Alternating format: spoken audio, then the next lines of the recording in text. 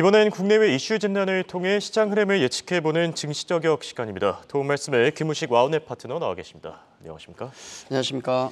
네, 지난주 증시를 보면은 우선 현지 시간 금요일에는 정말 많이 올랐습니다. 그렇죠. 1%, 2% 가까이 올랐는데 한 주 동안의 흐름을 전체적으로 보면은 횡보세에 그쳤다 이런 평가들이 나오고 있거든요. 네네. 어떻게 보셨습니까? 지난주 전체 흐름을 보면 글로벌 증시 휴장이 많았잖아요. 예, 조금 그렇죠. 한산한 느낌이었고 또 미국 FOMC 회의 눈치를 좀 많이 보다 보니까 전체적으로 좀 횡보세에 가까웠는데 미증시에 있어서 지난주에 가장 컸던 이벤트라 그러면 네 가지가 있는데 굉장히 좀 큰 영향도 있었고 FOMC 회의, 4월 고용지표, 애플의 실적 발표, 지역은행 리스크 이런 것들이 지금 있었는데 하나는 이제 살짝 미스가 났고 두 개는 긍정적이고 또 하나는 불행 중 다행 수준이다 그렇게 봐야 될 것 같습니다. 그게 어우러지면서 금요일 급등이 나왔고 한 주 고생했던 걸 많이 만회를 하면 끝났다 그렇게 봐야 될 것 같은데요.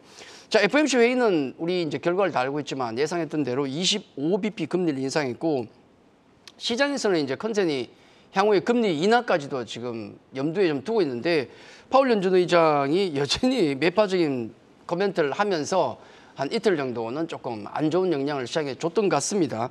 하지만 사실 중요한 것은 지금 뭐 금리 영향력 같은 경우는 시장에 주는 영향력이 많이 약화가 되고 있는 게 사실이고 컨센 자체도 우리가 아시겠지만은 연준 의사록이나 통해서 보면 파월 연준 의장의 어떤 스탠스와는 다르게 금리 동결적으로 무게를 많이 잡고 있지 않습니까? 그러다 보니까 이제는 금리보다는 경기다 여기에 대해 많이 집중을 하는 것 같습니다. 경기 침체냐 아니냐 어느 정도냐에 따라서 많이 시장이 움직이는데 그러다 보니까 이번에 나왔던 고용 동향 또 역시 4월 고용 지표가 굉장히 중요했었는데 서프라이즈에 가까운 좋은 모습이 나왔잖아요. 4월 고용 지표가 비농업 부분 고용이 18만 명 예상 컨센을 넘긴 25만 명 이상이 나오면서 그게 시장에 긍정적인 역할을 했었다 그렇게 봐야 될 것 같습니다. 거기다가 실적 시즌 같은 경우 거의 이제 미국 같은 경우 메이저 기업들은 다 마무리가 돼가고 있는데 경기 침체에 대한 우려가 있다 보니까 실적에 대한 어떤 불안감들 각 기업에 대한 불안감이 있었는데 사실 기술주들이 나쁘지 않게 나왔었거든요. 또 거의 마지막으로 애플이 지난주에 또 호실적을 발표하면서 증시를 이끌었다. 그러니까 특히 금요일 같은 경우는 고용지표, 지역은행 급등 이것과 함께 애플이 상승의 키워드가 아니었나 그렇게 볼 수 있겠습니다.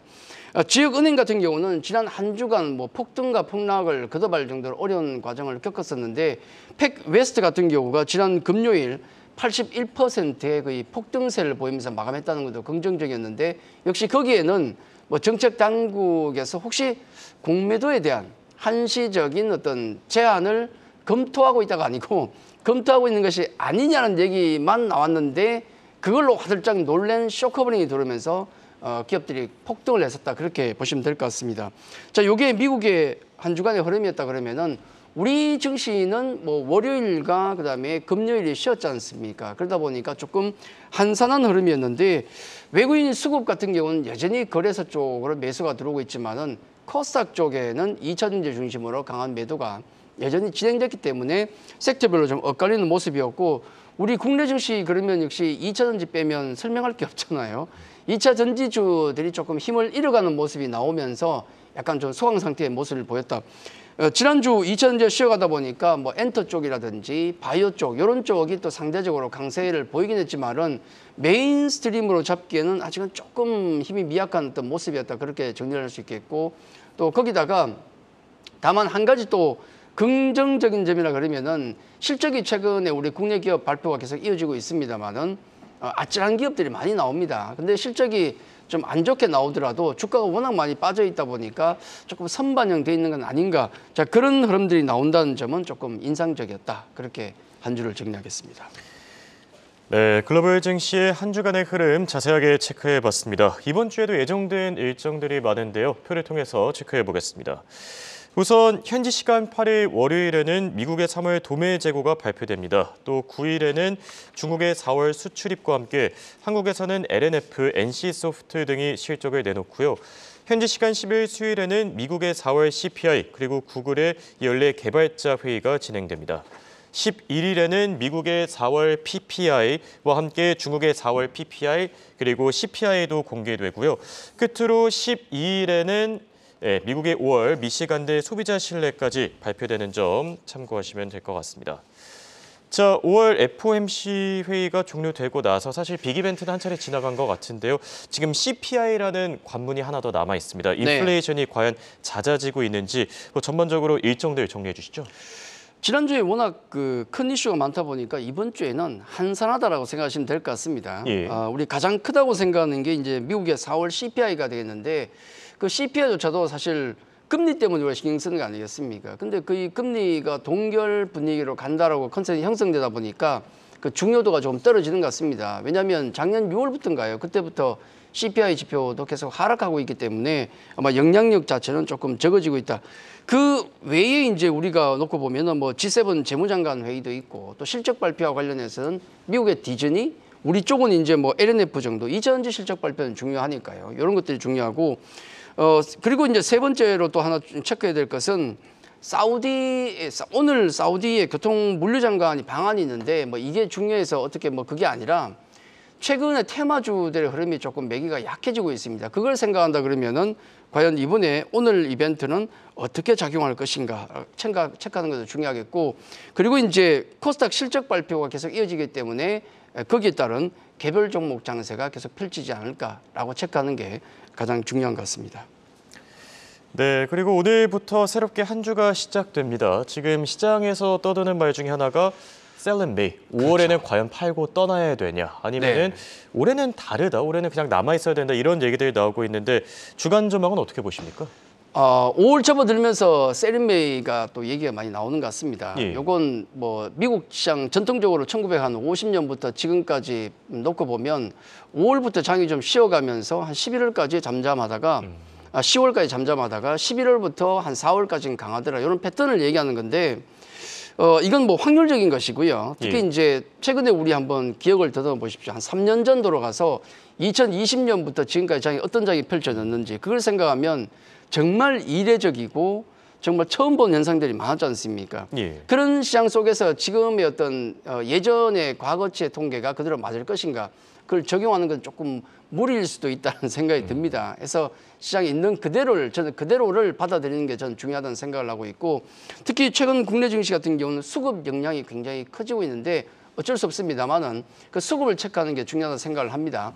자, 거래소 수급 동향을 보시면은 거래소 수급 동향이 외국인과 기관 개인 수급을 놓고 보시면은 외국인 수급이 압도적이죠. 거래소에서는 올해 들어서만 지금 거의 9조 이상을 사고 있습니다. 생각보다 많이 사고 있어요. 이런 흐름들이 나오는데 뭘 사고 있는지를 외국인 거래소 매수 상위 종목을 놓고 보면 상당히 특징적인 게 삼성전자를 압도적으로 사고 있어요. 거의 삼성전자를 8조 사고 있으니까 9조 중에 8조를 삼성전자고 나머지 종목들 현대차, 삼성, SDI, 하나에어로스페이스, 기아 이런 등등 했던 종목들 현대로템까지 있는데 삼성전자를 열심히 사고 있다는 것은 그러면 뭐 혹시 반도체 종목을 사고 있나라고 생각할 수 있지만은 그건 아닌 것 같아요. 왜냐하면 삼성전자 외에 SK하이닉스는 안 사고 있습니다. 그렇죠. 그걸 놓고 보면 이건 환율과 연동된 대한민국 정시를 사는 어떤 정시의 흐름이 아닌가라는 생각이 들고 근데 그 외의 종목을 보시면은 굉장히 특징적인 것은 자동차라든지 그다음에 2차전지, 하나에어로스페이스, 방산 종목들 등등을 놓고 보면 그 외에도 사실 LG전자 그리고 또 삼성 엔지니어링, LG 에너지솔루션, 하이브 같은 종목을 사고 있거든요. 역시 외국인은 삼성전자라는 어떤 인덱스 관련 종목 외에 사고 있는 종목들은 실적 우량주를 사고 있거나 확연하게 보인다는 거 말씀드리겠고 코스닥의 이제 수급 구도를 잠깐 놓고 보시면은 코스닥에서는 개인 투자자들이 지금 열심히 계속 사고 있습니다. 개인 투자자의 매수세가 계속 이어지고 있고 거기에는 2차전지 관련주들이 많고 사실 그걸 자세히 뜯어보면은 고객예탁금이나 신용물량을 놓고 보면 그쪽은 수급이 약해지고 있거든요. 그래서 코스닥 수급은 조금 약해지고 있기 때문에 개인이 밀고 있는 종목들 이런 종목들은 조금 약해지는 흐름이 아닌가라는 생각을 하고 있고 아마 오늘 흐름 같은 경우는 금요일 증시 미국의 흐름 때문에 좀 강한 흐름이 나올 것이고 그 이후에는 아마 종목들 추세가 살아있기 때문에 선순환이 계속 종목들 선순환이 나오지 않을까 그렇게 말씀을 드리도록 하겠습니다. 네, 여기에 또 많은 분들이 궁금해하는 게 2차 전지 과연 어떻게 갈 것인가. 최근 들어서는 좀 주춤하는 것 같은데요. 투자 전략 어떻게 세워야 되겠습니까? 가장 그 수급의 충돌이 많고 그리고 또 의견 충돌이 많은 곳이 2차 전지가 아니라 생각이 듭니다. 우리 증시에 있어 2차 전지 외에 플러스 나머지는 디어드즈, 2차 전지와 나머지 것들 이렇게 분류될 정도로 중심에서 움직였는데 그 시세가 많이 약화되고 있다는 걸 염두에 둬야 될 것 같아요. 그래서 2차 전지만큼 사실 강한 실적과 어떤 성장 모멘트를 가지고 있는 섹터가 없다고 생각할 수 있는데 문제는 뭐냐면 단기적으로 너무 많이 올랐다는 것과 그다음에 개인 수급이 밀고 있지 않습니까? 그 개인 수급이 고경제탁금, 신용 물량 모두 약해지고 있다는 점을 염두에 둬야 되기 때문에 아마 이쪽은 중장기적인 투자의 관점은 여전히 긍정적이기 때문에 단기 관점보다는 적절한 비중의 중장기 투자는 아직은 유의하다 그렇게 말씀을 좀 드리겠고요. 그 외에 우리가 관심을 가질 쪽은 2차 전지와 마찬가지로 엔터 섹터 같은 경우는 강한 성장 실적, 모멘텀 다 가지고 있기 때문에 그리고 또 5월에도 컴백하는 멤버들도 굉장히 많지 않습니까? 그래서 고르게 2차 전지와 마찬가지로 엔터 sektor들은 조정이 나올 때마다 꾸준하게 관심을 가지는 것 괜찮다 말씀드리겠고 또 하나 이제 지난주 우리 목요일 또 바이오 섹터가 강하게 움직이다 보니까 또 관심이 또 많지 않습니까?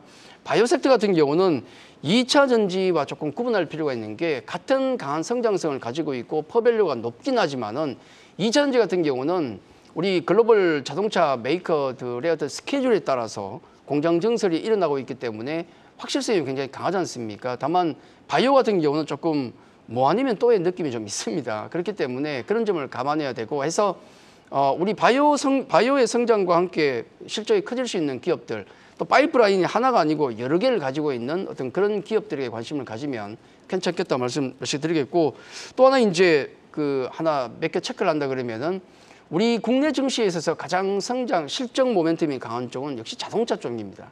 외국인들이 그렇게 사고 있는 것은 이유가 있지 않겠습니까?